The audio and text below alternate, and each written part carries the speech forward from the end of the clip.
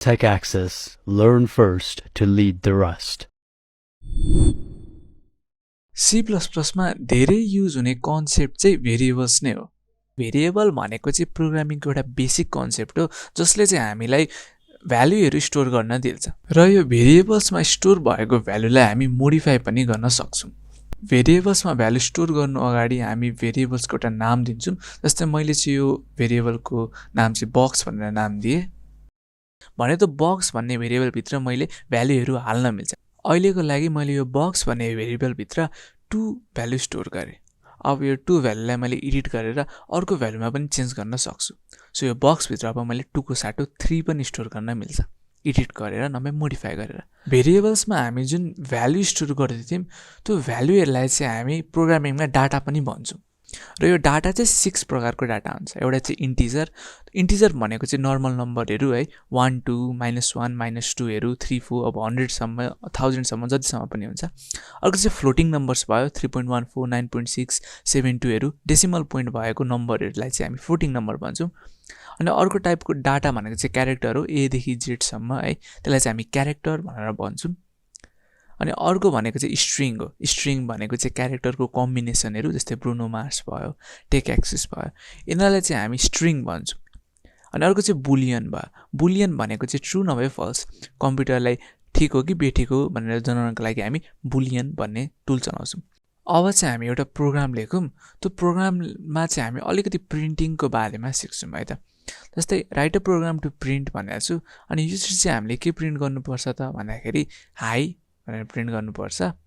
अनि अर्को लाइनमा चाहिँ हाईको अर्को लाइनमा चाहिँ माई नेम इज जन भनेर प्रिन्ट गर्नुपर्छ। अलिकति ध्यान दिएर हेर्नुभयो भने यहाँ देख्नुहुन्छ कि हामीले एउटा लाइन छोडेको छौँ भनेर। अब चाहिँ हामी लाइन छोड्न पनि सिक्छौँ। ल एकचोटि अब नर्मली नै सी आउट लेखेर त्यो learn first to lead the rest पहिलेको प्रोग्रामलाई काटेर यहाँ हामी हाई लेखौँ अनि अर्को लाइनमा चाहिँ सी आउट दिउँ अनि त्यही प्रिन्टको सिन्ट्याक्स लेखौँ है त। सो माई नेम इज जन लेखौँ अनि त्यस पछाडि सेमिकोलन लेखेर यो एकचोटि रन गरेर हेरौँ के आउँदो रहेछ भनेर। यहाँ टर्मिनलमा आउटपुट हेर्नुभयो भने तपाईँहरूले देख्नुहुन्छ कि हाई र माई नेम इज जन चाहिँ एउटै लाइनमा अलिकति टाँसिएर बसेका छन् है त। सो अब यहाँ लाइन त चेन्ज हुँदैन रहेछ भनेपछि हामीले त चाहिएको त लाइन चेन्ज हुनुपर्ने हो। सो लाइन चेन्ज हुनको लागि चाहिँ हामी एउटा नयाँ कन्सेप्ट युज गर्छौँ। सो त्यो कन्सेप्ट चाहिँ के हो भन्दाखेरि एन्ड्यालको कन्सेप्ट है। सो दुईवटा लेस देन साइन लेख्नुहोस् अनि एन्ड्याल लेख्नुहोस्। एन्ड्याल भनेको चाहिँ एन्ड अफ लाइन हो है त। सो अब एन्ड्यालको बारेमा म यहाँ कमेन्ट दिएर अलिकति बुझाउन खोज्छु। एन्ड्याल भनेको चाहिँ एन्ड अफ लाइन नभए एन्ड लाइन हो। अनि जब हामी त्यो कोडमा लेख्छौँ तब कम्प्युटरले चाहिँ लाइन सिद्धियो अनि लाइन स्किप गर्नुपर्छ है भनेर बुझ्छ। सो एन्ड्याल लेखेपछि के हुन्छ त भन्दाखेरि लाइन चाहिँ स्किप हुन्छ। सो यो भनेको चाहिँ हाम्रो एन्ड्यालको कन्सेप्ट भयो। जसरी अब मलाई यहाँ लाइन स्किप गर्नु छ त्यसरी नै अब एन्ड्याल लेखेर मैले रन गरेँ भने चाहिँ यहाँ हाई माई नेम इज जन भनेर आउँछ।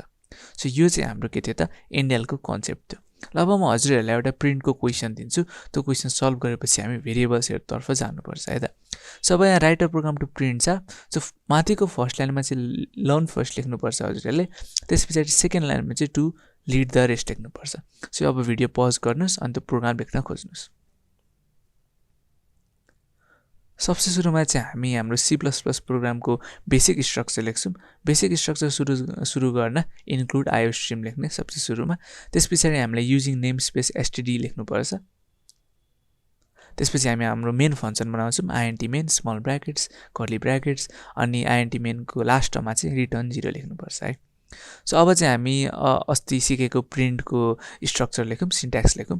सो यो के छ त सी आउट लेख्ने दुईवटा लेस देन साइन अनि त्यस पछाडि कोटेसन मार्क्स कोटेसनभित्र अब हामीले लेख्नुपर्ने कुरा लर्न फर्स्ट त्यस पछाडि अब सेमिकोलन। सो अब यहाँ हेर्नुहोस् ल अब यहाँ हामीले लाइन चेन्ज गरेका छौँ। लाइन चेन्ज गर्छौँ भनेपछि अब कम्प्युटरले चिन्नु पऱ्यो नि त लाइन चेन्ज गर्न आँटेको भनेर। त्यसको लागि हामी के हाल्छौँ त्यहाँ एन्ड्याल हाल्छौँ।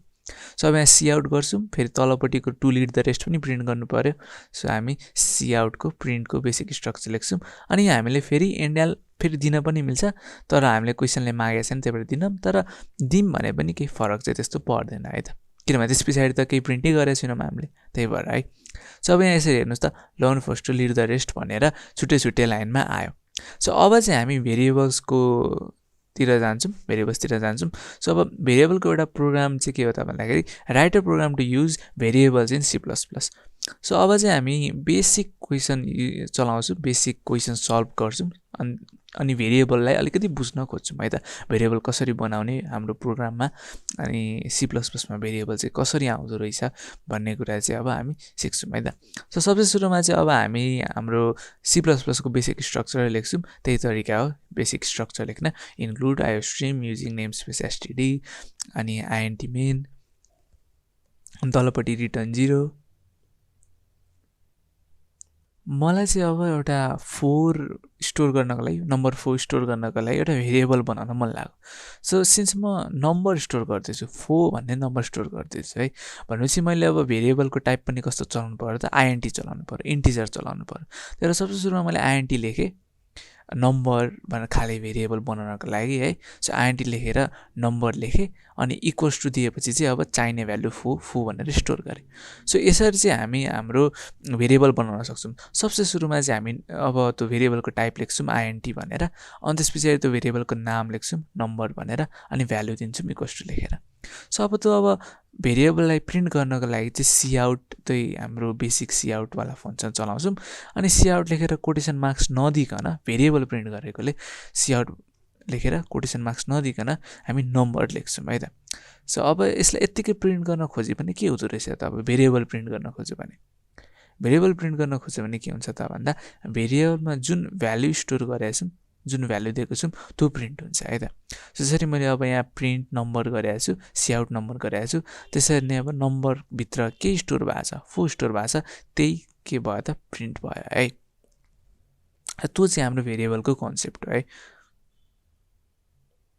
सो अब चाहिँ हामी नम्बर अफ एप्पल्स लेख्छौँ। सो नम्बर अफ एप्पल्स लेखेर इक्वल्स टु लेखेर अनि दुईवटा लेस देन साइन जसरी अगाडि दिएको छौँ त्यो के हो भनेर म अर्को च्याप्टरमा बुझाउँछु। तर यो च्याप्टरमा चाहिँ लेस देन साइन भनेर बुझौँ अनि नम्बर लेखेर प्रिन्ट गर्न खोज्छौँ के आउँदो रहेछ है त। सो अब यहाँ चाहिँ कसरी आउँछ त भन्दाखेरि जसरी हामीले सिन्ट्याक्समा number of apples equals to अनि नम्बर लिएको छौँ त्यसरी नै number of apples equals to 4 भनेर आयो है त। अब हामी अर्को लाइनमा पनि प्रिन्ट गर्न खोज्छौँ सिआउट अनि त्यसपछि number of balls equals to लेखौँ अनि दुईवटा लेस देन साइन लेखेर नम्बर नै प्रिन्ट गरौँ। अब चाहिँ के आउनुपर्ने हो त भन्दाखेरि number of balls equals to 4 पनि आउनुपर्ने हो। सो यहाँ number of apples equals to 4 र number of apples balls equals to 4 भनेर आयो। तर यहाँ बिचमा चाहिँ के आयो त भन्दाखेरि एउटै लाइनमा आयो, त्यो त हामीलाई चाहियो होइन, छुट्टै छुट्टै लाइनमा चाहियो।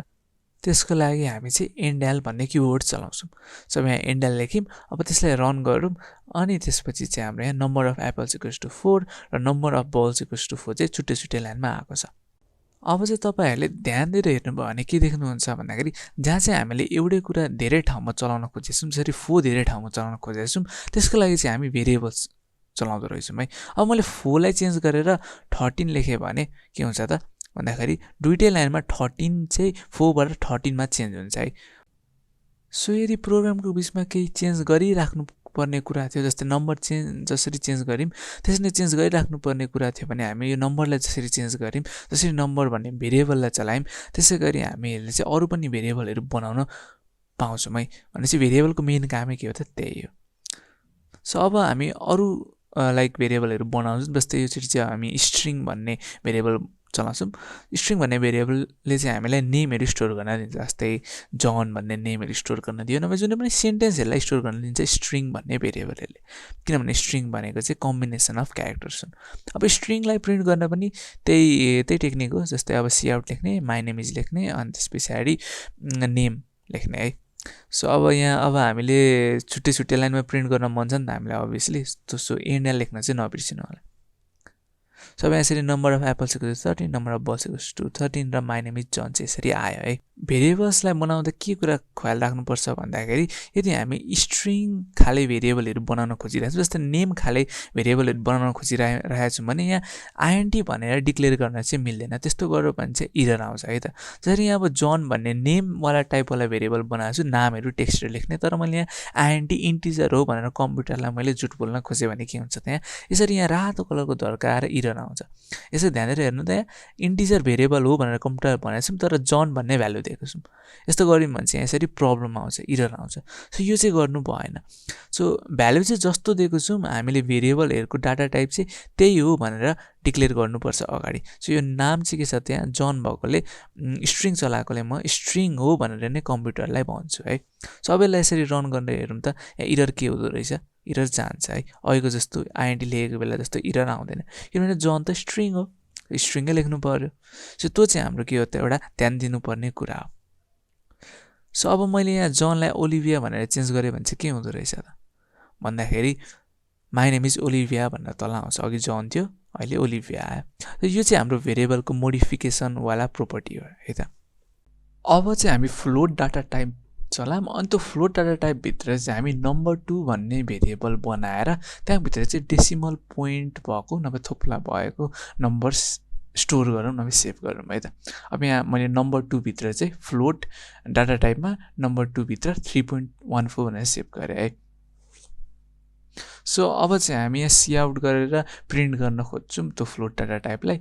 3.14 भनेको भ्यालु अफ पाई हो, त्यही भएर त्यसलाई नै देखाउन खोजे हो प्रिन्ट गरेर। सो भ्यालु अफ पाई अनि नम्बर 2 अनि सेमिकोलन।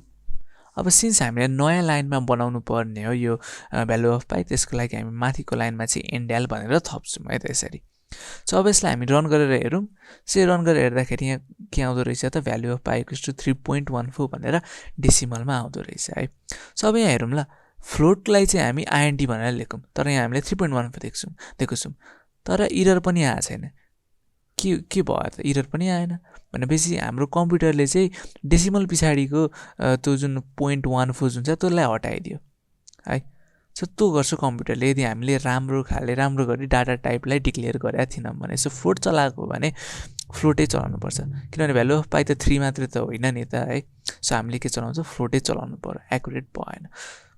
सो त्यस्तो खाले इररहरू चाहिँ आउन सक्छ। सो भेरिएबलको डाटा टाइपहरू चाहिँ अलिक ध्यान दिएर नै दिनुपर्छ। ल यो चाहिँ हाम्रो के थियो त भन्दाखेरि भेरिएबलको बेसिक कन्सेप्ट थियो है। अहिलेसम्म चाहिँ हामीले भेरिएबललाई लाइनको लास्टमा मात्रै प्रिन्ट गरेकोले लाइनको लास्टमा मात्र प्रिन्ट गर्न मिल्छ कि जस्तो लाग्ला, तर त्यस्तो होइन। हामीले भेरिएबलहरूलाई चाहिँ सेन्टेन्सको जहाँ पनि लेख्न सक्छौँ है। जसरी अब मैले यहाँ नेम लेखेर गोज टु स्कुल लेखेँ भने चाहिँ के हुन्छ त भन्दाखेरि सुरुमा नेम नै आउँछ अनि गोज टु स्कुल नै आउँछ। यहाँ जसरी सिन्ट्याक्स लेखेको छौँ त्यसरी नै आउँछ है। सो ध्यान दिनुपर्ने अर्को कुरा चाहिँ सानो कुरा के हो त भन्दाखेरि एन्डल र स्पेसिङहरूलाई चाहिँ अलिकति मजाले नै लेख्नु होला, नभए अलिक टेक्स्टहरू चाहिँ नबुझ्न पनि सकेला। सो अब यसरी मैले यहाँ भेरिएबलहरू लेखेको छु त्यसरी नै रेस्पेक्टिभली नै डाटाहरू चाहिँ त्यहीँ प्रिन्ट हुँदो रहेछ भन्ने कुरा यहाँबाट चाहिँ बुझ्यो है। जसरी अब नेम मैले बिचमा लेखेँ त्यसरी नै बिचमा लेख्न मिल्छ। अब मैले ओलिभियालाई चेन्ज गरेर जोन लेख्यो भने दुइटै सेन्टेन्समा दुइटै लाइनमा चाहिँ हाम्रो यहाँ ओलिभियाबाट जोन भनेर पुग्छ। सो अब चाहिँ हामी के गर्छौँ त भन्दाखेरि एउटा म हजुरलाई क्वेसन दिन्छु अनि त्यो क्वेसन हेरेर चाहिँ हजुरले आफै एउटा प्रोग्राम लेख्न खोज्नु पर्यो। क्वेसन चाहिँ write a program in C++ to describe yourself using variables भनेपछि हजुरहरूले चाहिँ एउटा प्रोग्राम लेख्नु पर्यो जसमा चाहिँ हजुरहरूले आफूलाई डिस्क्राइब गर्नुहुन्छ भेरिएबल्सहरू चलाएर। सो भिडियो पज गर्नुहोस् र कोड लेख्नुहोस्। सबसे सुरुमा चाहिँ हामी C++ को बेसिक स्ट्रक्चर लेख्छौँ, include आइस्ट्रिम using name space STD अनि हामी मेन फङ्सन बनाउँछौँ।